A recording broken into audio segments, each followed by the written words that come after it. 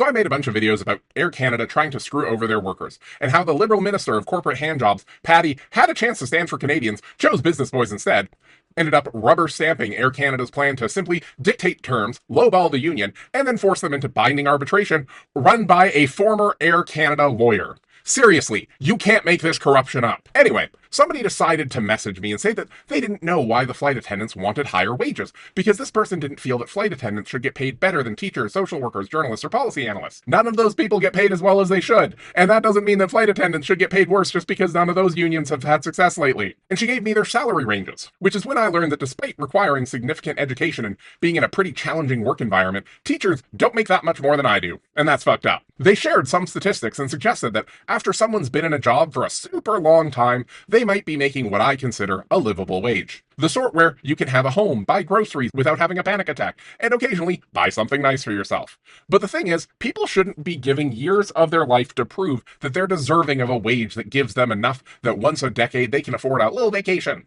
Their argument was that working at Air Canada isn't the sort of job that you need a BA for. Here's the thing, lots of people have BAs who work at jobs that don't require BAs. Flight attendants often have to be multilingual. They have to learn how to put out fires where, if they do it wrong, everything blows up. They have to restrain people who think that all they need to do is get drunk enough that they'll be able to handle flying. Which, that doesn't always help. They get groped by handsy people, and they're constantly having to de-escalate customers while the business boys keep tweaking things to try and squeeze a little bit more money out of them, which, by the way, is the reason the customers need to be de-escalated a lot of the time. There is this bias that we often have that says somebody whose job I think I could do shouldn't make more money than me. They shouldn't make more money than a doctor or a lawyer or a nurse. Here's the thing, Patty with the lack of ethics is getting paid nearly 300 grand a year, and it's her fault that Air Canada thought they'd be able to force workers back to work. Air Canada's flight attendants all knew better than Patty, who's making 300 grand a year. So if somebody who just caused Air Canada to lose millions of dollars, along with their boneheaded CEO who earns millions, if they can't do their jobs better than an Air Canada flight attendant can, maybe they're the ones making too much money, not the flight attendants. Wealth inequality keeps getting worse and worse because we keep buying into this notion that if I can meet you, you're not special. If I can spit in your face or sob to you about how I can't fly even though I bought the ticket because I'm terrified of flying, but I just wanted to go to Hawaii,